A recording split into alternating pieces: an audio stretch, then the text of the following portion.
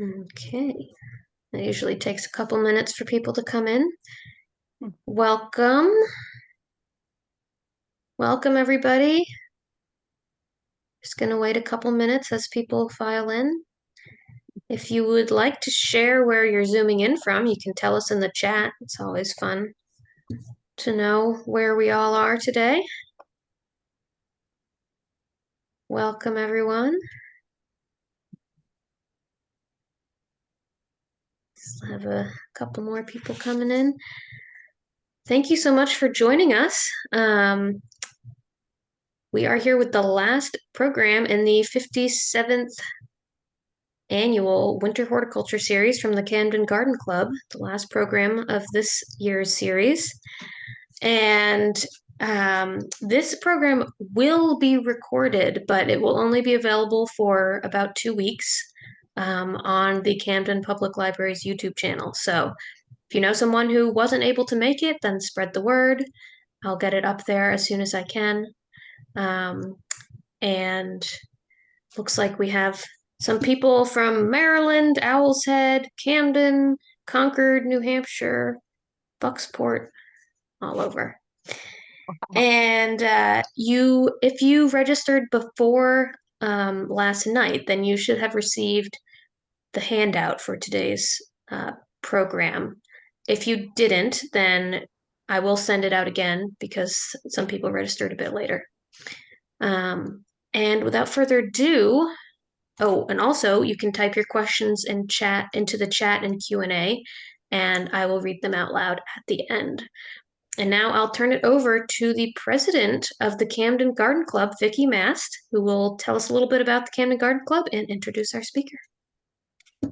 Good morning. As president of the Garden Club, I really would like to welcome you and just tell you a little bit about our club. If you don't know about the Camden Garden Club, we have 100 members, and we focus on beautifying Camden's public spaces, providing educational programs like our horticulture series to the community and to our members. And we also promote resource conservation. If you enjoy getting your hands dirty and you live in the area in the summer, we would love to have you join us. And if you want more information about membership or what the club does, go to camdengardenclub.org. And now I would like to talk about Kerry. Kerry Ann Mendez, who is our speaker, is an award-winning garden educator, author, design consultant, and proprietor of Perennially Yours, that's a hard word to say, based in Southern Maine. She is dedicated to teaching the art of low-maintenance flower gardening and landscaping, featuring time-saving gardening techniques, workhorse plant, and sustainable practices. As an exceptionally popular educator, she has presented hundreds of lectures to thousands of gardeners in 23 states. She has written 4 books, has an electronic newsletter, which is extremely informative, and she produces gardening webinars, which I have watched many of them, and they're very, very good. So to learn more about Kerry Ann, you can visit her website at pyours.com. And just as a side note, I have been following Kerry for years. I have seen her at Mackinac Island. I've heard her there several times, which is years ago.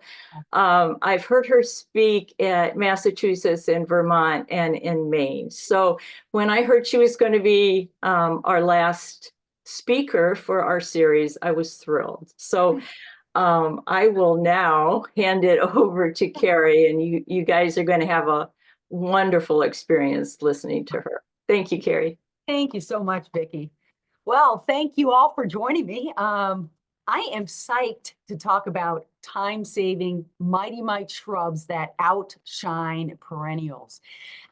Before I jump into this, I wanted to simply say I love perennials. I'm not knocking perennials. For years, they were the majority of plants in my gardens. But as time has marched on and I've gotten older, I have turned to flowering shrubs as my new best friend because they can be so much less maintenance than many perennials, and they still provide glorious color and are a food source for pollinators. The garden you're looking at here, this is the front and side of this little N-unit condominium that my husband and I live in Kennebunk. We moved here 11 years ago. When we arrived, there were no gardens at all. And as you can see, things changed. I'm a garden nut. I love what I do, and I love talking with other people about their gardens and just sharing information about being more savvy and smarter shoppers and also gardeners, and also being much more concerned about being a good steward of the area that we have to care for on the planet. So I have these different sections in this lecture. So first one is why grow shrubs. Then we'll talk about pruning techniques, how to grow shrubs in containers, and then finally just look at some outstanding varieties, spring through fall, that would be really cool to add to your gardens this year. So we'll kick off with saying, why? Why do you want me to grow shrubs more than perennials? I've always had perennials. I'm not saying, again, don't use perennials. I have many perennials in my gardens, but I really am turning to shrubs because generally speaking, one shrub is going to fill the space that would require multiple perennials, right? And so when you're doing maintenance on just one plant versus multiple plants. And depending on the cost of the shrub, you could actually save money by buying one shrub versus multiple perennials, be it in gallon or 2-gallon pots. So overall, shrubs are going to require less water than perennials. Again, we're talking about broadly, less water than perennials, less fertilizer. They don't need the same nutrient-rich soil that we usually build up for our perennial gardens or our edible plants or annuals. They don't require the same maintenance, as I've mentioned. I mean, you're not going to be out there doing a lot of deadheading or dividing your shrubs and cutting back plants and getting them ready for the winter. In general, what I'm going to show you today is the shrubs I'll show you really, truly, you can do one quick annual once over, as I say, once a year. Well, I repeated one a lot on that one.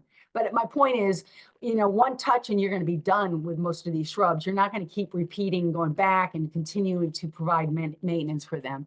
And shrubs can be much more resilient during climate change, which we are in. So let's start with pruning shrubs, which is a common question I get. And I should also mention, for many, many years, I've worked at independent garden centers on the floor, helping people pick out plants, answering their questions, and also doing designs for clients.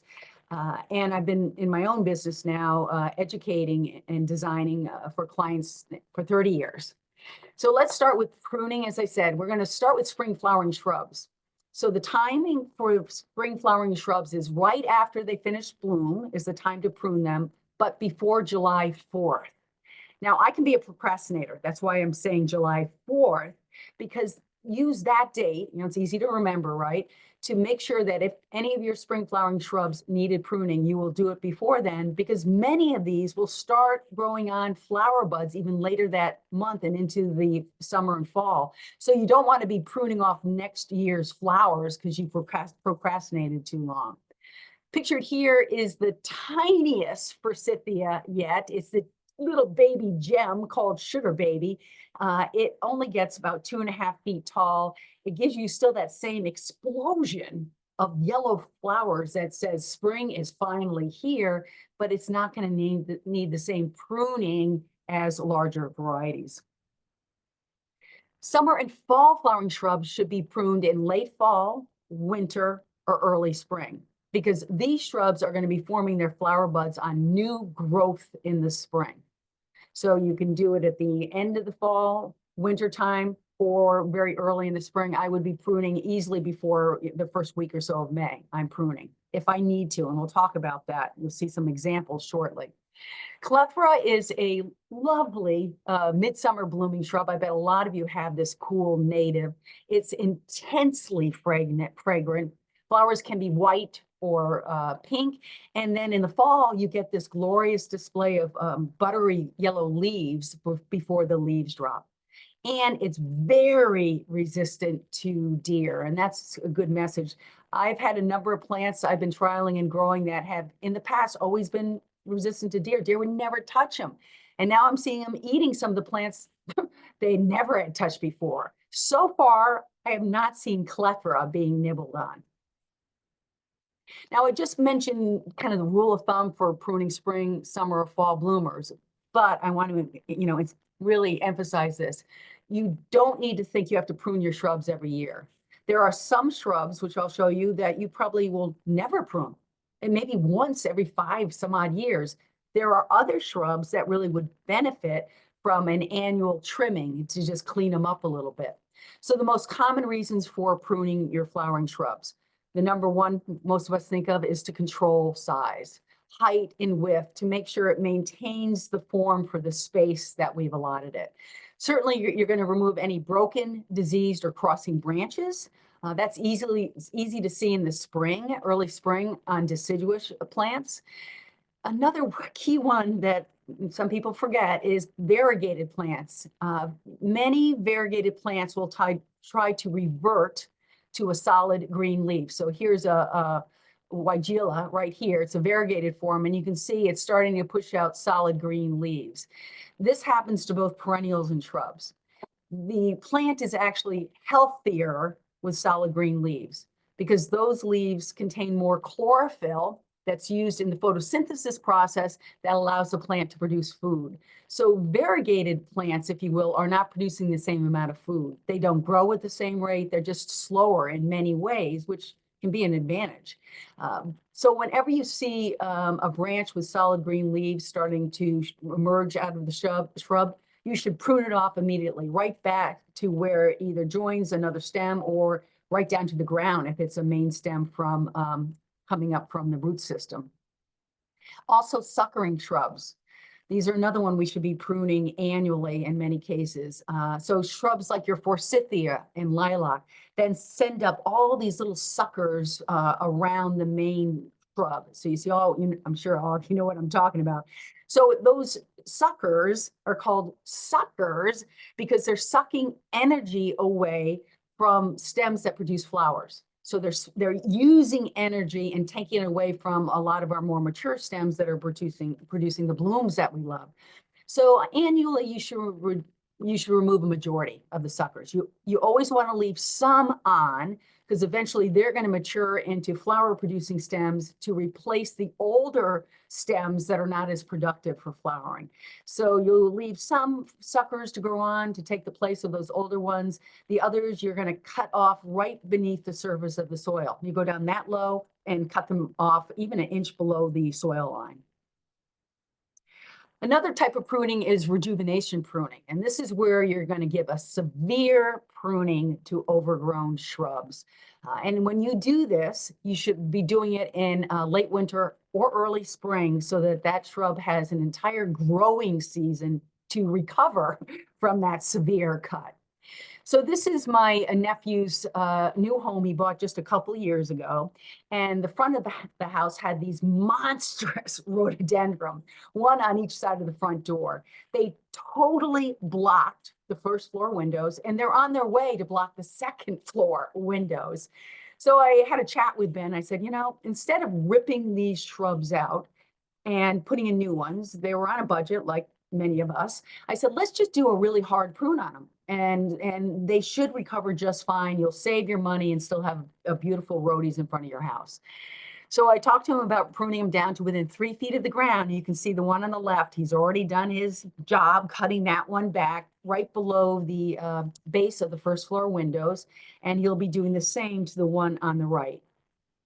This is how that rhododendron that he first cut, there it is, there's some little rough cuts there. This is how it came in just 2 months later. So in 2 months, it's already forced out these beautiful leaves from dormant nodes in the stem. So it's just breaking bud everywhere and starting to fill itself in. And this is what, early fall at this point when he took this picture.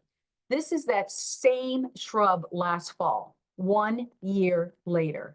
Now it is looking absolutely glorious with its foliage, and it's already going into bud set for the following year. Remember, this is what it looked like. This is how big they were. And this is how it is now. Actually, it's going to be in bloom this spring. I took this photo last fall.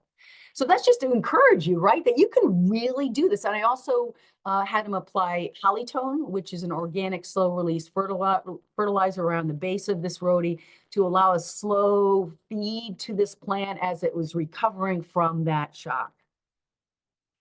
Another type of pruning is when you're going to thin stems from the interior of the plant. You can remove up to a third of the stems, and this will allow more sunlight and airflow to go through the plant. And this makes a big difference. It's so much healthier. It cuts down on any type of mildew, fungus problems because of the airflow and light reaching the center of the shrub. It also, actually, by reducing the number of stems that the root system is trying to support, allows more food to go into a fewer number of stems and actually produce better foliage and flowering because of that. So one of the shrubs I think really benefit from thinning cuts from the interior are 9-barks. And I'm guessing a number of you have them because it's a very popular native shrub for so many cool foliage colors you can choose from, as well as a range of heights. This is one at a client's home called Summer Wine. And she has me come over every year to prune her shrubs to get them back to form if needed. Some don't need it because they're slower growing. This is a 9-bark, my first year working with her, and she said, please prune this so that the branches are not on this memorial bench that she has here. So you can see, I did that. It's not, those branches aren't on the bench anymore. So you can see I've done a lot of thinning cuts, a lot of cuts. You can see through now to the house. There's light and airflow. And I've removed all of the lower branches from the main stems. So all these lower branches that were curving down, some touching the mulch, some touching the memorial bench, I have pruned them right off these main stems. So I've now created more of a vase shape for this beautiful 9-bark, which most of them have a natural vase shape, unless they become so overgrown they look blobby, as I call them. And by pruning it this way, I've also allowed this beautiful bark that is appealing, exfoliating bark to shine through. So you can see bing to bing, and that took me probably 30 minutes to be able to transform that shrub. And I thought it'd be helpful to show you some more before and after examples of pruning clients' gardens. This client had just purchased this home in late summer, and all the shrubs around the house were some of them really grossly overgrown, never been pruned. And he wanted me to clean them all up, get them back to form and shape. So this is a lilac, Miss Kim, which is a really popular selling one, probably top 5 or 10 of your lilacs. And it had gotten so big and wide that it was covering the windows that offered light into the living room area. And even though, as I mentioned earlier, you should not be pruning lilacs in the fall, he wanted me to do that and get it down to shape. And then even if he missed one season of flowers, that was going to be okay for him.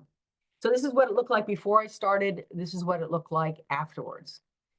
So as you can see, I have removed a lot of the interior stems, really thinned it out. I've removed all the lower growth that was hanging off a lot of these major stems because so much of these stems were rubbing against the side of the house. You don't want that, right? That's not good. So I wanted to get those branches off the house. So I removed all that lower flopping branches from these major stems. Now I've created more what I think is an attractive vase-shaped look. I decided not to touch the top canopy. I really wanted him to see these flowers in the spring, and they were all set bud. They already had their buds set. I'm like, I'm not touching them. And next spring, I told him, you can certainly take down that canopy by a foot if you want, but you've certainly got a lot more light going into those windows and a much better shaped plant. And then I returned the next summer. It was in August when I drove by his house again to kind of look at what had happened. And there it is in August, I think looking absolutely glorious. He said it bloomed really well. He was happy I didn't shave off the top canopy. And whoops. And remember, that's how it started. So I went then to that. This is another shrub, a hydrangea, on the other side of his house. Now, it actually is a shrub because if you look at this, it's got multiple stems from the ground. It is not a single trunk tree, but it's a very old hydrangea shrub that's gotten massive, and PG hydrangeas can get like this in the shrub form. Well, the problem was, one, it was really lopsided, and two, a lot of branches rubbing on the side of the house. So this is what it looked like before. This is what it looked like right afterwards. I kicked myself because I wish I had taken a picture of his face when he came out to look at my handiwork. It was really priceless. But then this is how it came in the next year. So then he's smiling, right? So he went from that to that to that. I hope I'm inspiring some of you to be less frightful about pruning. You really can be pretty tough on shrubs. You're not going to kill them. They may be set back for a few years if you really butchered them, but the bottom line is they're going to recover as long as they have a good, healthy root system. Here's another example. This is a different client's house.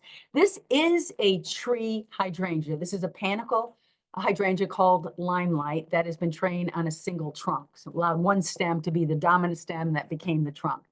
She called me in the fall and she said, my Limelight hydrangea looks awful. And I came over and I said, you're right, that looks awful. So now I've learned to say, look, why don't you go inside the house? I'll prune this and then I'll call you back out so you can see it. So that's what it looked like. That's what it looked like when I was done. Again, I'm going to start taking pictures of clients' faces when I ask them to come back out. Yes, she was pretty surprised, but this is how it came in the next year. So, bing, bing. You know, she was just, now this happened, what, 3 years ago? Every year she calls me back to just fine tune or shape any shrubs that need it. So they always are looking great when they go into bloom for the next season. This is another tree hydrangea, believe it or not. You can't even see the trunk because these heavy blooms have pulled the branches over to just make one big blobby looking shrub.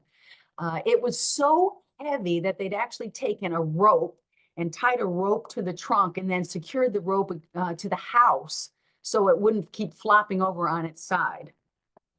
This is what it looked like when I finished pruning. There's the rope. And she had asked me, she said, I really want you to leave a number of the flowers on because I'd like to look at those blooms longer in the fall. And so please don't cut them all off. And I usually don't do that. I said, oh, okay. But I should have said, no, I'm going to give this the hard prune it needs because this is how it looked the next fall when I came over. Now they have 2 ropes. I was like, oh my gosh. I'm like, ah. Now, maybe it looks a little better than my first prune, but I didn't prune it enough, and that's why it's looking like that. So I said to her this time, I said, okay, you better brace yourself because I'm not leaving one single flower on this. You just got to trust me on this and let me prune it as I think this shrub really needs to, especially for these very long branches on this side that were really weighing down the tree. So this is what it looked like when I finished. I even laughed at this. I'm like, wow. Well, I think this year when she asked me to come over, those 2 ropes will not be needed. I bet it'll be, I'll add it to this PowerPoint next year because I think it'll look really cool. This is a shrub panicle hydrangea. This is a little lime. Again, actually at the same woman's house that I go back every year. So I've been pruning this shrub, I don't know, for 3 years. And I go back, this is how it looks in the fall. This is how it looks right after I whack it, you know, thinning cuts, pruning back for height and width control. And here it was last fall, looking great again. But if you hadn't pruned this occasionally, that would just be really leggy and not an attractive shrub. Another panicle hydrangea. So when I say like Limelight and Quickfire and those, this is one called Tardiva at a client's house. Tardiva is one of the tallest growing panicle hydrangeas. It's like PG hydrangea. It can reach 15 feet or more. And this shrub had never been pruned. It was an absolute mess. It was flopping over, covering these endless summer hydrangeas, and it's just a flop, you know, on the lawn. So anyway, this is what it looked like right after I pruned it. So as you can see, this was originally a multi-stem shrub. I cut back a lot of these crisscrossing or dead branches or branches aiming towards the house, those main stems. I cut them all off right down to ground level. I sawed them. I selected 3 of the straightest stems to create a trunk, if you will. I then limbed up that trunk. So I was removing a lot of those branches all flopping everywhere, right? So I limbed it up. I did not touch the top canopy because this is a very large house and they need height on the side of the house. And this is how it came in the next year. And now I've got the endless summer hydrangeas are doing better, but they still, at least in our zone, zone 5 can be really iffy when they bloom. But again, so it started from that, and that's how it looked the next year. Now let's just move to smooth hydrangeas like Annabelle and Incredible. These are your native hydrangeas in the arborescens species. So the pruning you do on these is anytime from late fall, winter, or spring, because like panicle hydrangeas that I've been talking about, they form their flowers in the spring on new wood. But in order to reduce floppiness of flowers for ones like Annabelle and others, when you prune, whichever time period you want that I just mentioned, you want to leave at least 2 or 3 feet of these woodier stems, that amount of length. You can prune above that because in the spring when new growth, that light green stems, those green stems start pushing off the woody stems, those newer stems don't have the stiffness, the strength to really hold up those heavier blooms. But even if you have a little bit of leaning, it's not going to flop all the way because you have this stiff stems that are holding them up to at least a 3 foot, 2.5 or 3 foot level, if you follow what I'm saying. So here's an example. These are 2 hydrangea Annabelles that have never been pruned. There's a lot of dead stems in the core of these. There were just a lot of dieback. They didn't flower that much. They did some, but they were just an absolute mess. So this is what they look like right after I finished pruning in the fall.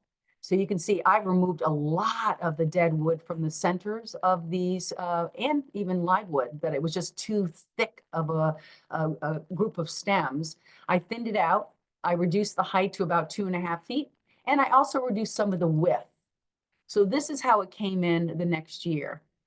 I've talked to her about removing these massive daylilies. They do have beautiful flowers, but they're overwhelming in this small space in front of these hydrangea Annabelles, and moving these to a different location. And if she wants perennials in front of those Annabelles, then use cone flowers and some dwarf Russian sage maybe would be a nice little bed of smaller plants in front of those gorgeous white hydrangeas. Now we're going to talk about growing shrubs in containers. And when I talk about growing shrubs in containers, you could do this with anything. I grow shrubs, small ornamental trees, evergreens, perennials, vines, bulbs. I'm basically landscaping in containers. So the homeowners association here at my little condo I live in Kennebunk, they clearly have now stated I cannot add any more gardens around my unit or expand existing ones. I've actually been fined several times in the past for bad behavior. So now I'm landscaping in containers. These are all shrubs I'm growing in containers on the right side of my sidewalk to my front door. And in the fall, late fall, and I'll be talking more about this, after they've gone dormant, I'll give them a drink of water, move them into my unheated garage, pull them back out in the spring, start watering them, and I get this ever-changing explosion of gorgeous gardens in containers. And I'm also using many more hardy plants in my mixed container design. So in this container for shade, there's only one annual. There's a euphorbia diamond frost here, but all the other plants I either dug out of my gardens to create this container or bought as potted plants. So growing plants in containers. So talking about the container themselves, these are going to be larger containers, obviously, because their root systems are much bigger than annuals. So I typically am looking for a minimum pot size that has a top to diameter of 18 to 24 inches and a minimum depth of the pot of at least 2 feet. I also recommend people use lightweight containers, containers made out of fiberglass, resin, or plastic, because at some point, you're going to have to move that container, either for overwintering or to refresh the soil in the container, which we'll talk about. And if your goal or your plan is to leave that container outside year round, you're going to want to make sure that you're using a container that is frost resistant And when designing that container, if it's never getting any type of protection in a more protected area, you want to use plants that are at least one zone colder than where you live. And some people say even 2 zones colder, because these pots in the wintertime don't have the same root insulation from a container as they do when they're in the ground surrounded by soil. So we need to use plants that are tougher, that can take that more challenging growing condition for their roots outside in the winter. What do you use for potting medium? I think very highly of a Spoma's potting mix because it's different than most, because it includes organic matter. And remember, we're dealing with hardy plants. They want organic matter in that soil medium. So a Spoma potting mix has earthworm castings and other organic products that really are beneficial to hardy plants. Yes, it's a heavier mix, but this is what we're using for our hardy plants. Periodically, you're going to have to refresh that soil. I find I do it every 3 years or so, but it really depends on the plants. And when I refresh the soil, I'll turn the container on its side. That's why I'm using lightweight. I'll turn it on, for me, I turn it on its side. I'll slip the shrub out on its side. Then I can refresh the soil in the container. And before I put the shrub back, I'll do a root pruning on the shrub if needed, which is usually needed, which means I'll remove about 1/3 of the length of the roots from that plant before I put it back in the container. So by root pruning it, I'm keeping it at a more compact size. I'm not allowing the roots to get bigger and bigger, which would produce a larger plant. So I'm root pruning and then planting again.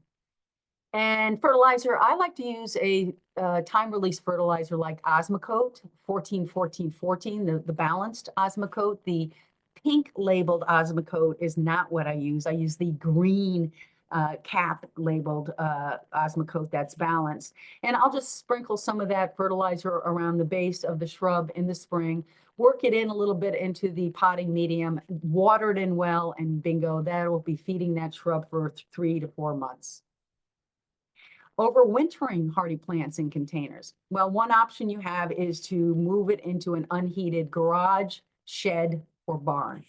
What you're doing is you're really almost inching out one zone warmer by putting it into that protected space, because that plant, those pots are not going to get the same temperature swings to affect the soil like they would be if they were outside, and they're not going to get the same winds, that can also be very damaging, especially to shrubs. So when you move containers into an unheated space in zone 5, where I am in Kennebunk, I usually move these sometime in mid to late November. They've gone dormant. I will give them one last good drink of water. I'll move them into my garage. This is my picture of my garage. And then I'll stop watering them all winter. Just walk away, stop thinking about them.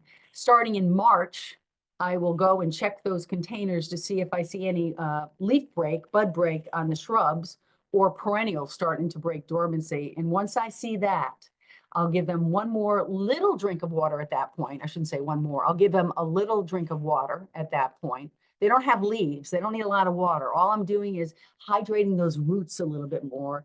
And within 2 weeks, I'm pulling all those containers outside to continue growing on for the new gardening season. If you do not have space to overwinter hardy plants in containers in some type of inside unheated area, the next thing would be outside. Well, your goal is to keep that potting medium from getting soaking wet.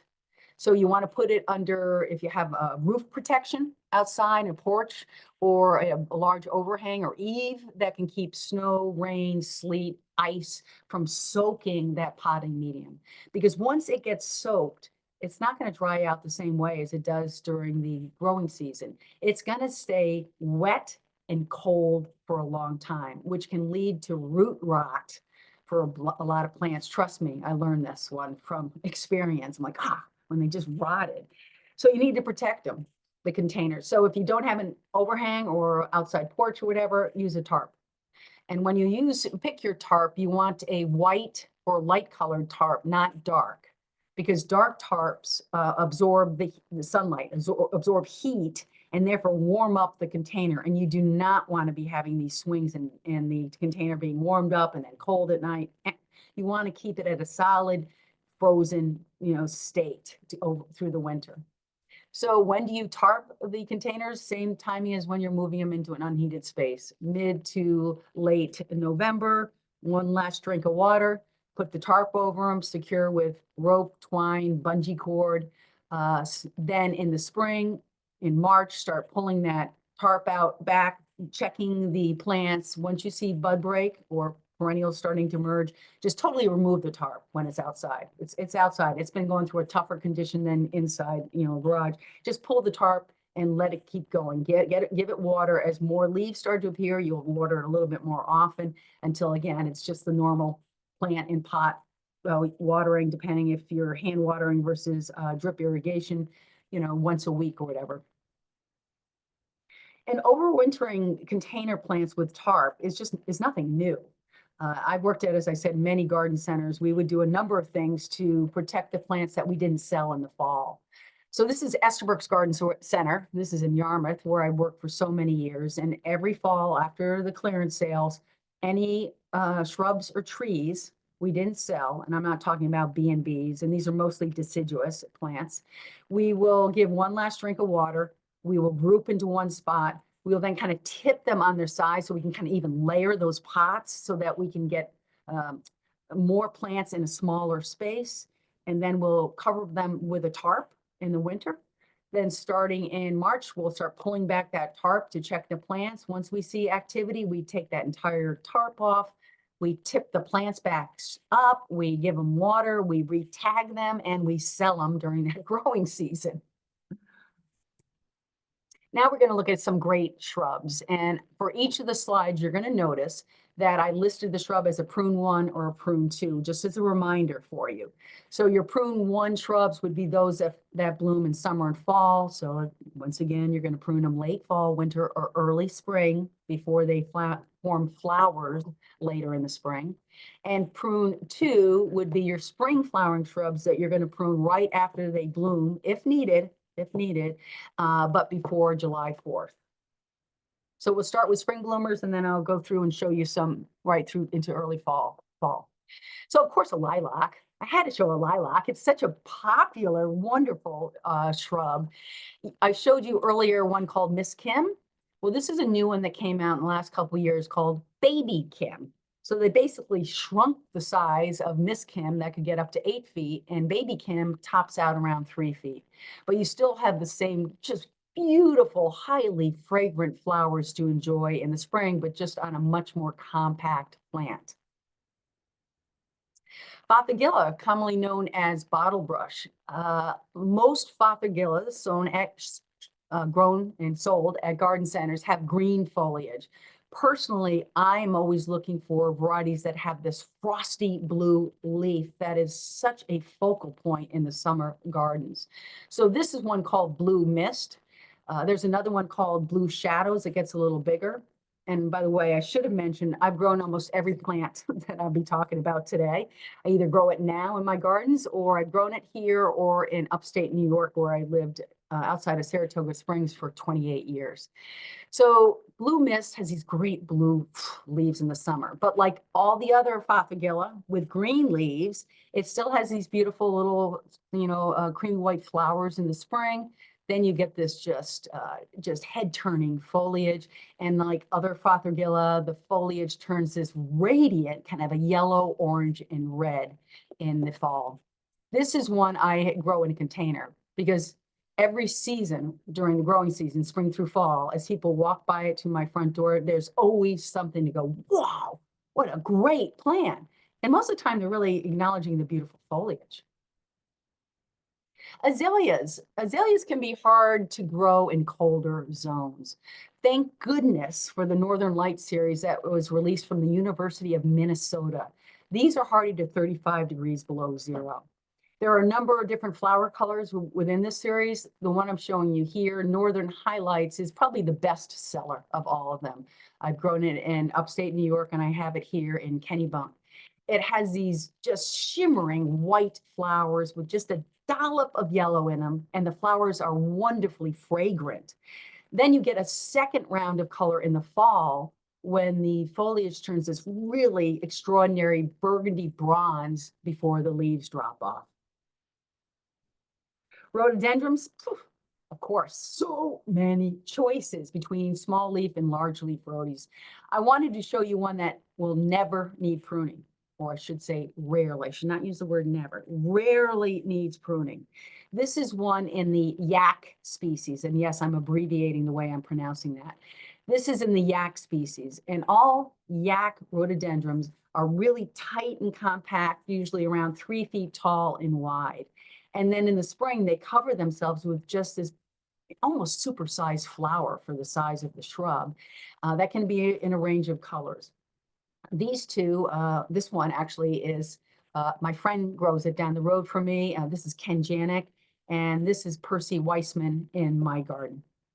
You can always tell if it's a yak if you turn over the leaf and it has this fuzzy brown underside. So sometimes when I'm shopping at garden centers, maybe plants might not be tagged correctly or whatever, or even at box stores.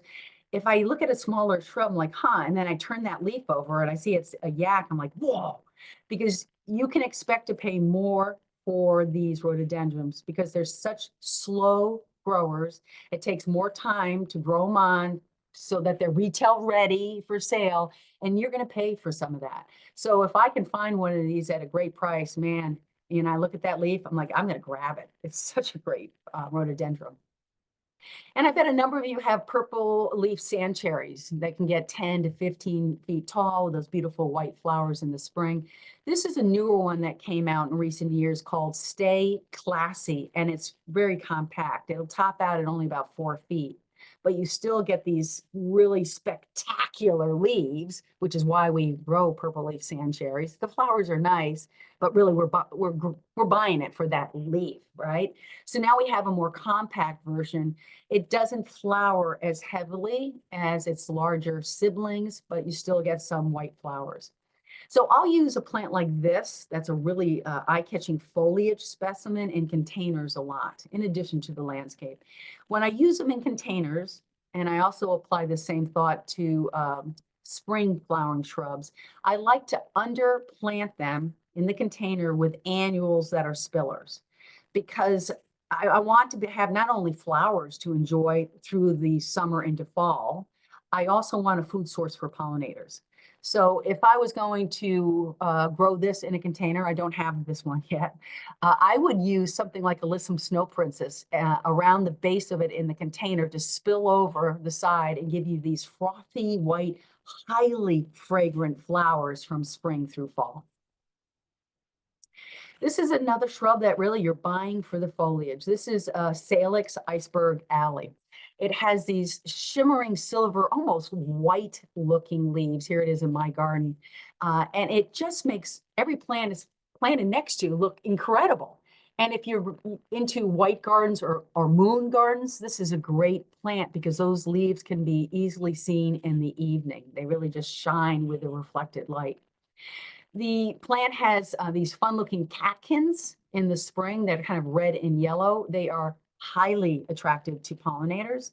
And then after it finishes blooming, there's its bloom, then you can give a hard cut to this shrub. So in my gardens, it could get up to 6 feet tall, sometimes even taller. After it bloomed, I would prune it back hard to within like 2 to 3 feet. I just wanted that beautiful, lush foliage in a nice mound at that height, and that's where I pruned it to. Pieris japonica, Japanese Andromeda, many of them can get 6 feet or taller. This is one of the very tiniest called cavatine, tops out around 3 feet. Still has those lovely lily of the valley white flowers in the spring, but then after it finishes blooming, you have kind of what looks like a mounded boxwood. That's what I think of it as. And again, like I mentioned with the purple leaf sand cherry, when I have a plant like this, it's mostly just foliage through the growing season, I like to underplant it with an annual if I'm using it in a container. And this is one I thought would look really cool. This is a great cascading lantana. Most people are familiar with more upright growing lantanas. This is one called Luscious Grape that has spilling purple, beautiful flowers that certainly butterflies really love, but as well as other pollinators. Weigela, gosh, so many cultivars. amazing, the ones that keep adding every year. One of the ones that was best known for years was wine and roses. Now they've done a lot of breeding with wine and roses to make it less large, a little more compact, because wine and roses could explode even in just one season of growth. I purchased this one, Midnight Sun, 3 years ago. I fell in love with these leaves. I love just all the different colors, from blues, yellows, kind of apricot. It has pink flowers in the spring, but I will say it has already been noted in all the research I've done that it doesn't flower a lot.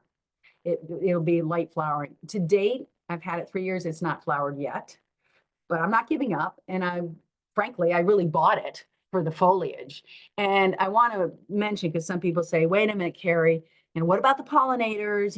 And I say, I get it. I have a lot of natives and nativars, and I'm always making sure that if I have a plant that provides no benefit to pollinators, that I am going to have plenty other food sources available at the same time when it is not blooming. So I feel okay when I make that choice. I'm not going to beat myself up on it. Sorbaria, matcha here in my garden. This is, again, a foliage plant. It has these brilliant, like a lime chartreuse, very ferny leaves that have such interesting texture in the garden. The bigger brother is one called SEM, SEM, that's been on the market for years. And I grew it in upstate New York. It has beautiful white conical flowers in early summer. The problem with SEM is that it suckers and it sends out roots all over the place. And in my gardens in upstate New York, it just was a thug.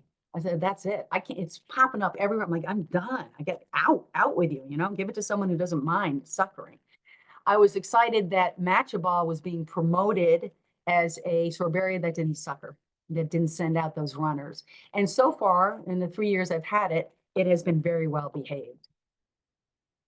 Nine bark's probably the biggest selling native shrub at garden centers, because there's so many different foliage colors, as I mentioned earlier, and heights to choose from. These two are your shorter growing varieties. There's also other ones now, but Dart's Gold on the left with that brilliant yellow foliage, and Tiny Wine on the right. Both of these, like other nine barks, have these little ball-shaped flowers in late spring, early summer.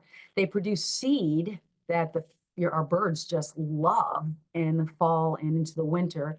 They are heat and drought tolerant like other nine barks, and have that lovely exfoliating bark for the winter landscape.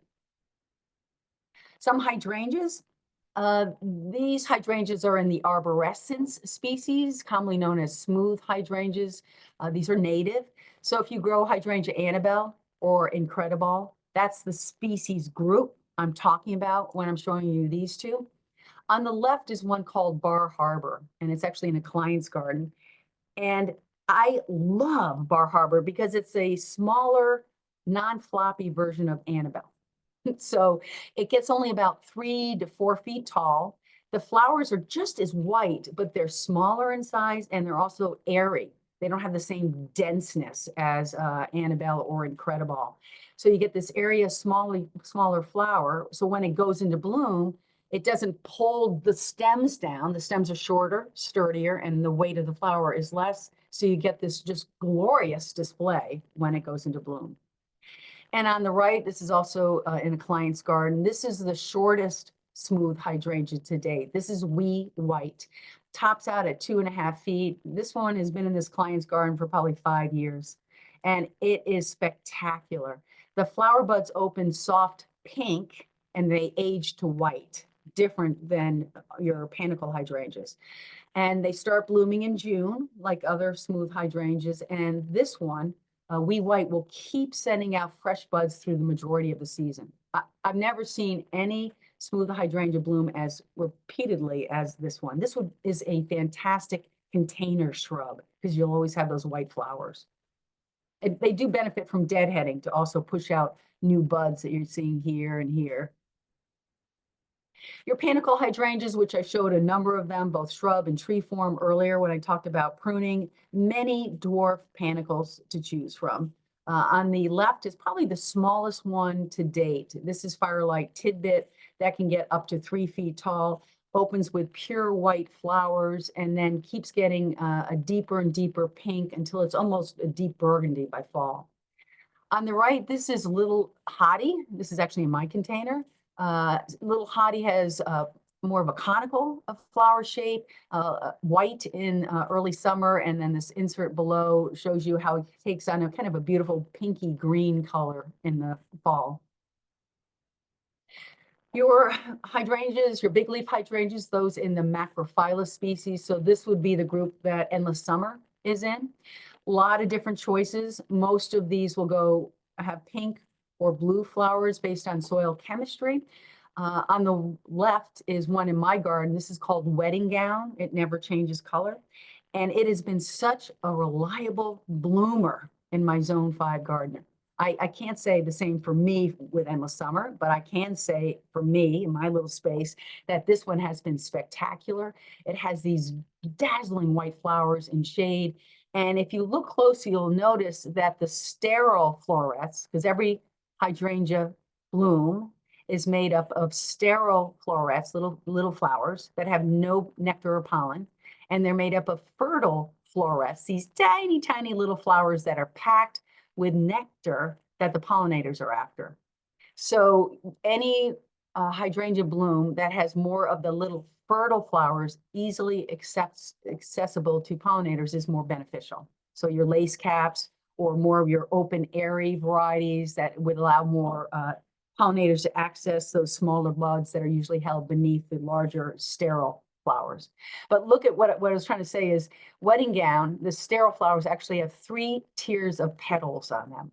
So it's a really cool look when it goes into bloom. And on the right, this is a new one in the Endless Summer series. This is one called Pop Star that can be blue or pink based on soil chemistry. It is a lace cap form and a really good repeat bloom on this short shrub. Mountain hydrangeas, those in the Serrata species, these have soared in sales in colder zones because so many people who, when I'm at the garden center, will come in and say, what is wrong with my big leaf hydrangea? You know, it's just not blooming. Some years I'll have flowers on them. Some years, nothing. It's driving me nuts. What can I do? I said, actually, there's not a lot you can do because what's happening is all of those big leaf hydrangeas form their flower buds in the fall, every one of them. And so if we've had a crazy winter, especially with a lot of temperature swings or high winds, those flower buds freeze off or they get killed in a late spring cold snap and we don't have many flowers on them. The mountain hydrangeas, this one, have a much hardier flower bud hardiness. They can make it through the winter so much better so that we do have more reliable blooms during the summer. Mountain hydrangeas are shorter, usually under 3 feet tall. They have lace cap flowers, which again can be blue or pink based on soil pH. This is one called Tough Stuff Aha in a client's garden. And this is what is so exciting. Oh, I love this. So what they did, what the breeders did, they were able to cross a big leaf hydrangea, Macrophylla, like Endless Summer, with a mountain hydrangea, like Tough Stuffs. And that cross of those 2 species created a hydrangea that is one zone hardier than the parents. So these crosses are hardy to zone 4. The parents are only hardy to zone 5. And because of the cross with that mountain hydrangea, with that tougher flower bud in the winter, now we can have mop head looking hydrangeas, these ball-shaped hydrangeas in different colors that will bloom much more reliably in the summer because of that tough, hardy flower bud bloodline from mountain hydrangeas. So as an example, this is one of the new crosses. This is called Skyview in my garden. I took this last spring on April 19th. And I was amazed, this is my first year growing it, spring's growing it, and I was amazed that it was already flushing out with all leaf buds by mid-April. Meanwhile, you know, my big leaf hydrangeas that I'm growing are all basically dead-looking sticks still. Many times they're still dead-looking sticks even into early June. But these crosses are flushing out, full flush of leaves in June and going into flower. And on the right is how it looked in July. This is such a game changer for people who've had a hard time growing big leaf hydrangeas and they want these ball-shaped, gorgeous flowers, be it pink or blue. and they haven't been able to reliably get them. Now we can. So this is a tip, and I didn't write it in your notes. When you're at the garden centers and you're trying to find these new cultivars, you can ask for them, these new crosses, but these are the two words you want to see in the plant tag right there. So they're saying Macrophylla, big leaf, X crossed with serrata, and that'll be on the plant tag. And then you'll see the cultivar name, but I want to see those words, and I know I have one of them when I'm shopping. This is fun. This is a cascading hydrangea, lace cap white cascading hydrangea called Fairy Trail Bride. The problem for many of us in northern areas is it's only hardy to zone 6. So many of us, like me, grow them in containers. So this is it on the left in my container. It's only in its second year here, so it's still looking a little rough around the edges.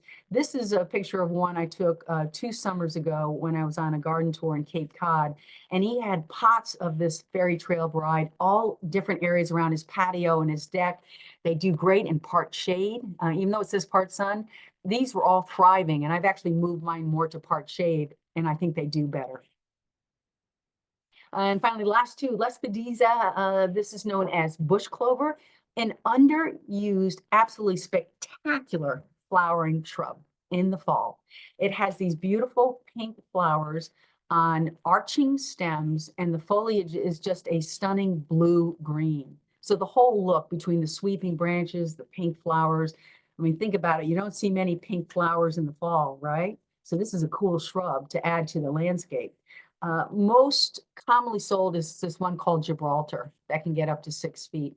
There is this smaller cultivar called Little Buddy that only get 2 to 3 feet. I think this might be challenging to source. I was trying to find it. So what I recommend is get Gibraltar, because this does, I grew it in upstate New York in zone 4 before it was changed to zone 5. And it will give you an amazing display, but in that colder zone, it dies back right to the ground in the winter. So all the stems die right back to the ground. So it's starting brand new, breaking dormancy from the soil every year, which means when it goes into flower, it's usually a foot or 2 shorter than if it hadn't gone through that dieback. So that's what I recommend. Get Gibraltar. And you could also just prune it back to the ground every fall, winter, or early spring if you just want to whack it and keep it short all the time. And finally, our native winterberry, your Ilex verticillata. We grow it for the berries, right? Not only for us, but for our feathered friends. These are dioecious, which mean you need a male and a female shrub in order for cross-pollination to get the berries. One of the smallest cultivars out is Berry Poppins that gets about 4 feet tall. They recommend Mr. Poppins as the male pollinator. I have found that one called Jim Dandy, which is commonly sold at garden centers, really crosses with a lot of the female winterberries. So if you can't get Mr. Poppins, I would try Jim Dandy.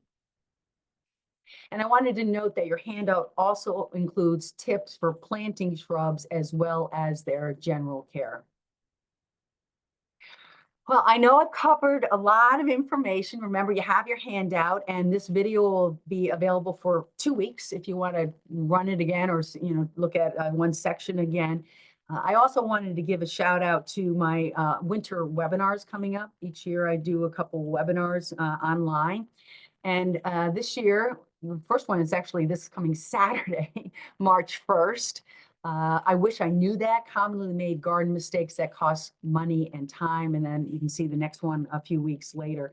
You do not have to be at the live broadcast. Everyone gets a replay link within 3 days of the webinar with a handout, CEU form, and Q&As that I have answered during the live broadcast. So you can replay it at any point, and they're $14.95. All right, and I also, forgot, I do have videos of all my webinars available online. They're usually an hour long, and if you're interested in any of my 4 gardening books, these are also available online. So thank you very much. I've done a lot of talking at this point. Hopefully, there are a few questions that you might have that I can help you with. Thank you so much, Kerry. We do have plenty of questions and comments from people saying, great seminar. This was great. Such a fabulous presentation. Thank you. I concur. So yeah, let's have some time for questions. The first one is if you have any information or tips about pruning oak leaf hydrangeas and if that's any different. So oak leaf hydrangeas are one of those that form their flower buds on old wood. So if you're going to prune those, they would be pruned right after they finish blooming. Because again, well, I shouldn't say that they're going to be pruned sometime, yeah, after they finish blooming. So oak leaf hydrangeas bloom in late spring, early summer. A lot of times they don't need it. I mean, I have oak leaves I've never even touched, especially more compact ones. Usually what I'm doing with pruning those is if I have any wayward, wonky branches, I'll just prune them off because they don't look good, you know? And so I'm pruning more for visual versus for height control. And also do thinning cuts on them and interior branches to open them up more. Yeah, but that's a personal, you know, I like that more vase-shaped open look when they go into flower. Yeah, thank you. Another question. I have a very overgrown holly bush. How far back can I prune without hurting the plant? Holly bushes are a little bit more sensitive than rhododendrons. You saw what I did, you know, we do with rhododendrons. You can prune them back. If you want to be on the safe side, what they say is prune only a third of the growth in one season and then just keep pruning it back, which might take a couple years to get it into the height you want. I've seen them do okay, but they don't respond. I haven't found them to respond as quickly as ones like rhododendrons. So I'd rather say take a third of the growth each year and just keep taking it down, but not quick. And also give it a holly tone. You know, it's an acid lover. That's a gentle organic release. It'll help the plant go through the shock of transition, doing it early in the spring, late winter, early spring, and you should be fine. Yeah. Another question is when you move containers into the garage, do some of the annuals, such as Dichondra Silver Falls, return in spring and summer when moved back outdoors? You saw that dichondra. Hey, someone's got good eyes. Whoa. Sometimes they do, which is so great. Also, I'm like, wow, it's making it. That's Well, you see, amazing. but you know, a lot of ours, you see the snapdragons and portulacans, others starting to come back. It's like, how did these things make it? Yes, they'll reseed, but some of them actually make it into a second year. But yes, providing a little bit more insulation and protection from wind, some of my annuals do re-return. That's just a bonus. I don't always expect it, but that dichondra, that silver cascading annual did make it back. Yep, off this filler. Yeah. Good eye, Laura Anthony. She was the one who Oh yeah, noticed that. that's great eye. How do you prune a large Pyrrhus japonica? It's covering our tall lantern. Yeah, those actually can be pruned pretty hard because Pieris are actually kind of in the same group as rhododendrons. You know, they're shallow-rooted, acidic-loving shrubs. So you can give that one a hard prune. I've done hard prunes on that. Again, if you want to be a little bit more cautious, maybe prune it by half its height.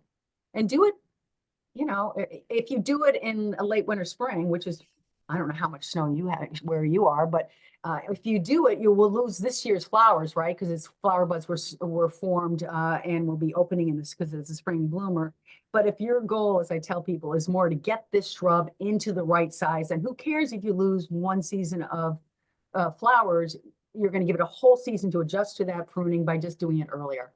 But yeah, Pieris, they're related to rhododendrons. You can give those a hard prune, and they're acid loving again, so using holly tone.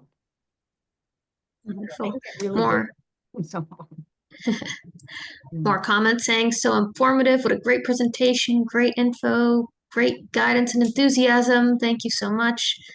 And then a question asking, do you have planting plans for your condo gardens in any of your books or on your website? Your gardens are stunning. Oh, thank you. I don't. I don't. And I've been thinking about doing that because there's one, I'm doing some new designs that I started last year in my gardens, and I thought it'd be helpful for people to see what I did. So as of now, the answer is no, I don't, but I'm thinking of starting to do some general kind of sketches, really just rough, this is how I did these and the grass there. So stay tuned, you know, if you want to get my gardening newsletters, you can sign up for them on my website. The website's on your handout. And I send my newsletters right now with everything going on. I'm going to be a grandma too this spring. I usually send them once a month in the winter months and then more sporadically through the summer. Yeah. But I don't share emails with anyone. I have almost 10,000 people on my email list, and I just talk about different things, designs, great plants, heads up things that I think are important in the industry. Yeah. Wonderful. Thank you so much. Vicky, do you want to take over and Okay, I'll close this up. yeah. Great job, Kerry. Yeah. Just once again, I learned so much. And pruning has always been kind of one of those scary things. So I appreciate you really going into detail. Yeah. Thank you.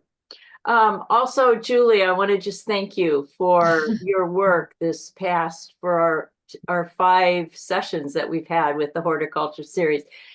Please thank the Camden Public Library also. They're the ones that hook us up on Zoom. We use their Zoom program, and Julie does the registration. So we really appreciate our partnership with the Camden Library. And just one more note, our first general meeting for the club will be this coming April 24th. And Deborah Trickett will be the speaker. Kerry says she's wonderful. I have not heard her, but it sounds really exciting. And she's going to talk about container gardens, which April will be a perfect time for us to start thinking about our container gardens. So it's open to the public. Everybody is invited if you are in the area. So we hope to see you. And I think that's it for me. Kerry, are you all done? I am all done. Yeah. Okay, very good. Thank you, everybody. We Wonderful. appreciate Thank you you. joining. Thank you so much for joining. Thank you, Carrie, and thank you, Vicky, and Camden Garden Club, and Mary Catherine, and everybody. Yeah. All Okay. right. Bye-bye. Happy almost spring, everyone. Exactly. Bye. Bye-bye. Bye.